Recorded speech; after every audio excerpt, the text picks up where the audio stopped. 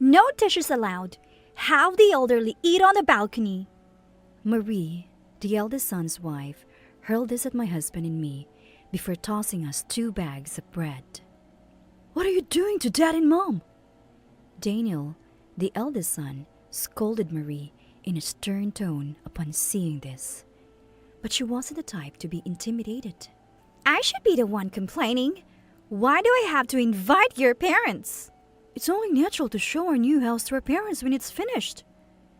I told you, I don't want to. Dining with these people is the worst. "The worst part is this." "Should we go home?" I whispered to my husband, making sure the arguing couple couldn't hear. It was uncomfortable to stay. "Yeah." My husband probably felt the same. We exchanged glances, nodded, and quietly left through the front door. Walking away from the entrance, I turned to see the newly built high-rise condominium shining mockingly. Marie might be an outsider, but our eldest son is our dear only child. He had invited us over tonight because he had just finished moving into his new 25th floor condo. "We're done with Marie," my husband muttered resentfully. The same husband who had once said he'd treat her like a real daughter when our son married. I agree. This time, it's unforgivable. "Still, her change of attitude after marriage is shocking. Maybe there's something behind it. Should I look into it?" He seemed to have an idea. I am Rebecca, a 60-year-old housewife. John, my husband, and I have been happily married for 32 years. He retired from active duty last year, handing over the management of his company to his subordinates and serving as a consultant. The nature of his business involved some danger, so I was secretly glad he was no longer on the front lines. Our eldest son, who got married around the same time, works as a lawyer at a mid-sized law firm. He had decided on buying a condominium from the start and signed a purchase contract when he got engaged. Until the handover, he and his wife lived in a rental apartment, but unfortunately, his married life is far from happy. "Mom, I'm in trouble." He came home with a frustrated expression about a month after the wedding. My husband and I were sitting on the living room couch, having coffee after dinner. "What's wrong? You look serious," my husband asked, surprised. "It's Marie. She changed completely." It was rare to see our usually calm son so upset.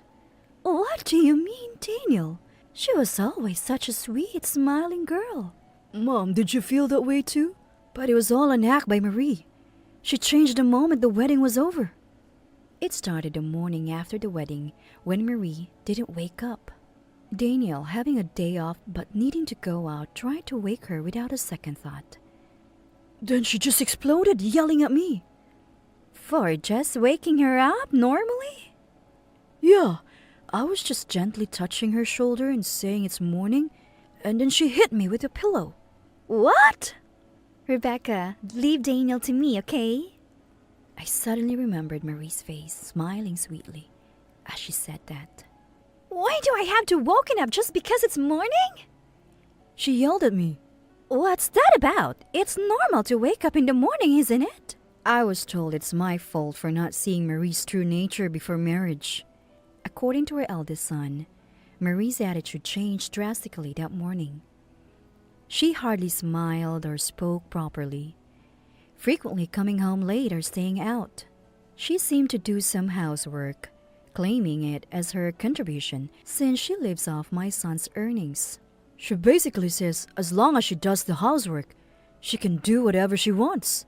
Laundry, cooking, everything's in order. I couldn't reconcile the tired expression of my son with a cheerful and honest image of Marie. She was such a good girl during their engagement. Unbelievable. Unwilling to believe. This was all erased when I met Marie in person next time. Why should I pretend to be a good girl even after the wedding? When I visited their temporary apartment unannounced, Marie didn't let me in, showing overt disdain at the doorway. Not a trace of her previous charming smile. Just a Marie I didn't know. distorted with brazenness and selfishness. I've been pleasing you till now, but I won't do it anymore. Now that I've finally married Daniel, I'm officially his wife. What's that supposed to mean? Life goes on from here. Yes, from here on. That's why I work so hard to play the nice girl to get the position of a lawyer's wife. Then I won't have to worry about money and can have a stable life. Marie's mocking words seemed devilish. I shook my head and glared at her. I'll tell Daniel what you just said. Go ahead. I do my chores and I'm not cheating. Whatever you or your family say, I don't care. Even if you ask for a divorce, I'm not at fault. What a way to reason. This woman married not my son, but the stable income of a lawyer. Aren't you leaving soon? With that, Marie sneered down at me, throwing a plastic bottle she happened to hold. Ouch! Can't you hear me telling you to leave? What a dull woman! With a nasty tone, Marie grabbed my shoulder. I was caught by surprise and fell unconscious, and closing the door with a loud bang. From then until being invited to the high-rise condo my son bought, my husband and I didn't meet Marie. However, I knew about her terrible deeds from my son's stories. Inconceivable for a mother to accept. My son said, "When I asked for a new shirt because the cuff was frayed, she sewed it poorly, a light blue shirt with white thread." Was it an expensive shirt? No, just from a discount store. According to Marie, it's still wearable since it's not torn. I ended up buying a new one with my allowance. Seeing my son's side profile slightly made my anger towards Marie rise. Why should my son, who worked hard to get into law school, pass the bar, and become a lawyer, endure this? If she's so frugal, why doesn't Marie work? Marie says she can't work because she has to help at her family's coffee shop. My indignation was blown away by my son's words. She neglects us but cares about her own family, huh? She seems to be earning some salary. She spends it on cosmetics and clothes. She spends money on herself? What kind of cosmetic is she using? My casual question was met with an answer that made me frown. The shape of the bottle and the alphabet on it. A luxury lotion costing $100 a bottle. More expensive than the shirt my son wore. Maybe it's time to consider a divorce. I'd like to, but it's not as easy as just saying it. Plus, it looks bad for a lawyer to be involved in his own divorce battle. My husband and I don't have to meet our eldest son's wife, so we're not directly affected. But it must be tough for him, living under the same roof every day. The days pass with an unsettling feeling, and then the condominium my son bought was completed, and my husband and I witnessed Marie's behavior firsthand. Even after returning from our son's condo, our hearts were not healed. Our beloved only son had grown up and acquired a splendid home of his own. What should have been a precious memory for both my husband and me on our first visit. No dishes allowed. Have the elderly eat on the balcony. Marie's unpleasant face as she threw bread at us. It's unforgivable even now. What are you doing to Dad and Mom? If our son hadn't said that, I might have grabbed Marie myself. I should be the one complaining. Why do I have to invite your parents? It's only natural to show our new home to our parents once it's finished. I told you I don't want to. Dining with these people, the worst. A fight between the two ensued after that. I quickly realized that this was probably not uncommon. Is this the kind of life our son is dragged into by Marie? Should we go home? Yeah. There was an anger in my husband's response.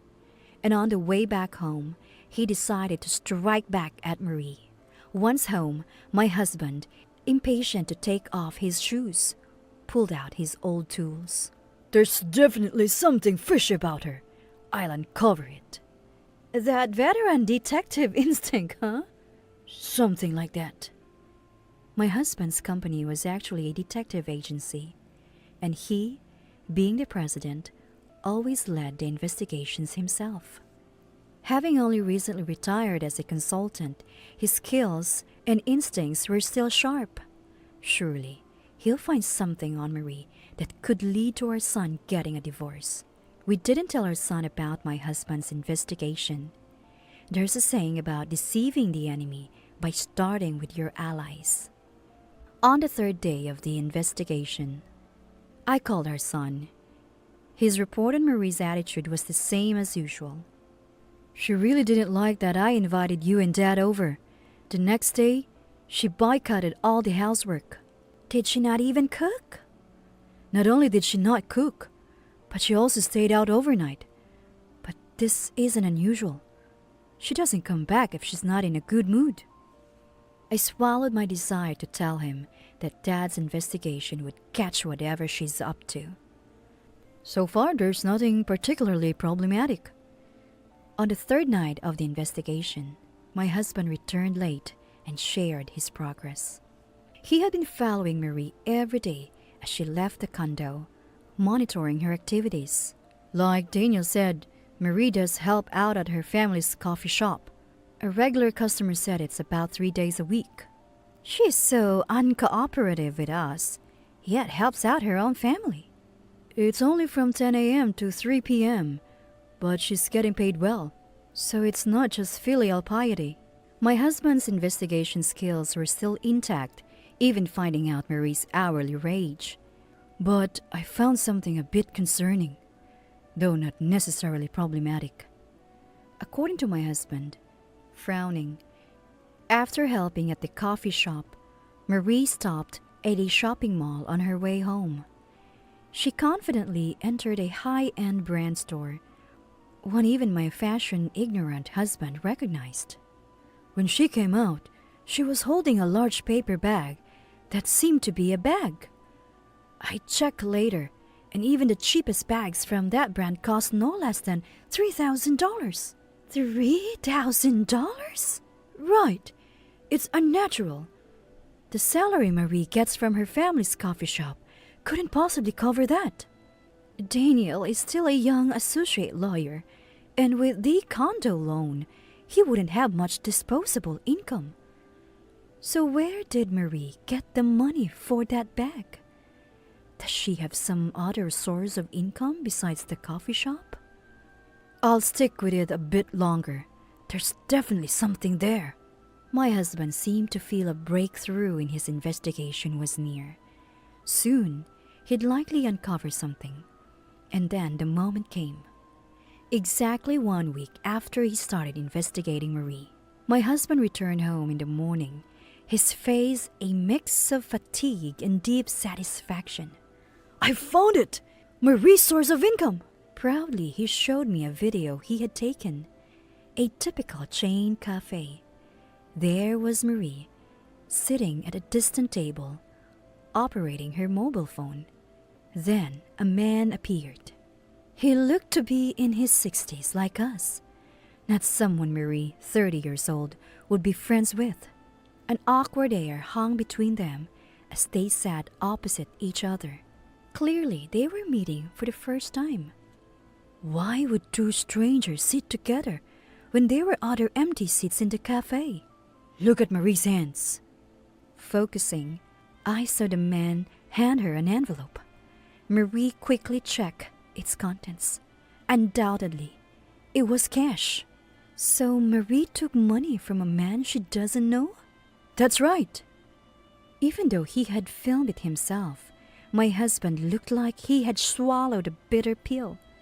It was easy to guess what came next. As I thought, after checking the money, Marie got up with the man. My husband's camera followed a little later.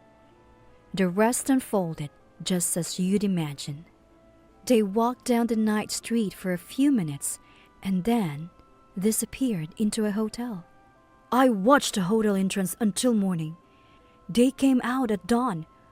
parted at entrance and didn't try to contact each other again. So Marie spent the night with a stranger for money? I need to gather more evidence, but it's almost certain. I see. So this is how Marie was earning her money. That explains the luxury bags and cosmetics. To think she's been doing this behind her son's back. As a mother, as a woman, I can't possibly forgive this. With my fists clenched in anger, I trembled. After completing the preliminary investigation, my husband first called out our son to our house to explain the situation. I see. Looking at the investigation report my husband compiled, our son sighed in frustration. Thanks, Dad, for looking into this. With this information, I can start moving towards divorce. It's nothing for your sake. I'm going to confront Marie with this when I get home. I'll come with you. I did investigation, so I'll counter whatever she says. With that, my husband stood up with our son. I hurriedly followed them. I wanted to see what kind of divine punishment my angry husband and son would give to Marie. Did you bring these people again? Upon reaching our eldest son's condominium, Marie's face showed obvious disgust. I asked them to come because we have something important to discuss. Marie, come to the living room. I told you not to bring these old people. Come when I tell you to come. Marie seemed surprised and swallowed her words when our son raised his voice. Perhaps she was intimidated by his rare display of anger. When Marie sat on the couch, my husband immediately presented her with a report. Sorry, but I had your background investigated. Marie's face turned pale as she began reading a report. Of course, my husband, truly angry, had relentlessly uncovered Marie's dealings and created a report so damning she couldn't excuse herself. But Marie's defensiveness lasted only a moment. So, what about it? Marie looked up, defiantly staring back at us. If both parties are over 18, there's no arrest for this kind of thing. Daniel knows that, right? Even if you use this as a reason for divorce, it's useless. I will never agree to it. What kind of daughter-in-law is she? Spouting excuses and hurting my dear husband and son. Unforgivable. Absolutely unforgivable. As I was about to lash out at Marie in my anger, You really thought you could discuss the law with me? My son's angry voice stopped me in my tracks. I have no intention of having you arrested. Then what do you want? Divorce. You said you'd never agree. If you won't agree in a discussion, I'll take it to the court. Court? A lawyer going to court for his own divorce? Marie's voice trembled. She might have researched the laws regarding her actions, but clearly knew nothing about divorce. She married my son for his stable income, thinking she could keep her position as wife if she just refused to divorce, thinking she's safe because she won't be arrested. A lawyer will go to court, especially when he knows he can win. I'm not getting arrested. I haven't caused Daniel any trouble, and I do all the housework, right? There are 5 legal grounds for divorce. My son's voice grew heavier. Marie understood. She sulked and fell silent. Adultery is one of those grounds for divorce. No matter how much you refuse in a discussion, I will win in court. I can't continue a marital relationship with a wife like you. Realizing she had no way out, or perhaps searching for an excuse, Marie read the report again, starting to cry. It's Daniel's fault for not earning enough. Her last desperate attempt. I targeted a lawyer for marriage because I heard her average salary exceeds $100,000, but Daniel's salary isn't enough at all. I can't even afford brand new bags. At that moment, I felt a rage like fire engulfing me. Thinking of my son who worked so hard, what does she think of him? I couldn't stay silent in my fury. How dare you say that? Do you even realize how sinful you are? It's okay, Mom. It's a waste of time to talk to someone like her. My son stopped me and glared fiercely at Marie. I'll sue you and make you pay a substantial compensation. If you don't like that, pack your things and leave this house right now. Immediately. All these words, Marie burst into tears, clearly realizing she had no chance of winning. All right, I get it. I leave. So please don't sue me. I can't afford to pay any compensation. Then hurry up and pack your stuff. Understood. I'll start after I have a drink of water. Oh, you want to drink water? Right there? I opened my mouth again to throw her words right back at her. No cups allowed. A shallow daughter like you can drink rainwater on the balcony. Right after Marie left the condominium, my son called her mother. He explained the situation and asked for her email address to send a report. At first, her mother didn't believe it, but she must have been convinced after seeing my husband's detailed report. It seems she refused even to let Marie take off her shoes before turning her way with her belongings. Losing her place to go, Marie started working in a night service industry where she could live in. But the working conditions there couldn't possibly be good. I heard she's been worked to the bone and is suffering greatly. But such a woman is now forever a stranger to us. Right before she left the house, my son submitted the divorce papers he made her sign, completely severing their ties. I never thought I'd do such an investigation after retiring. My husband chuckled while packing his suitcase. Really? You were crying when you retired, saying you'd miss doing investigations. Don't say that. I couldn't leave an investigation about my own son to someone else. With my son's divorce settled and everything calm, we decided to go on an overseas trip.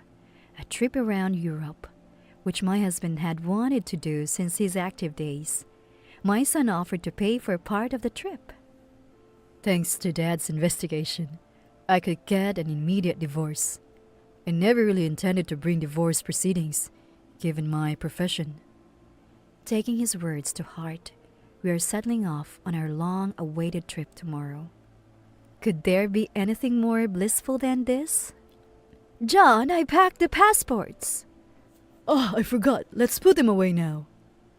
My husband's hurried figure getting up was endearing. I wonder if my son will find his perfect partner and be happy. But that day will definitely come. Watching my husband's back as he went to get the passports, I pondered such thoughts.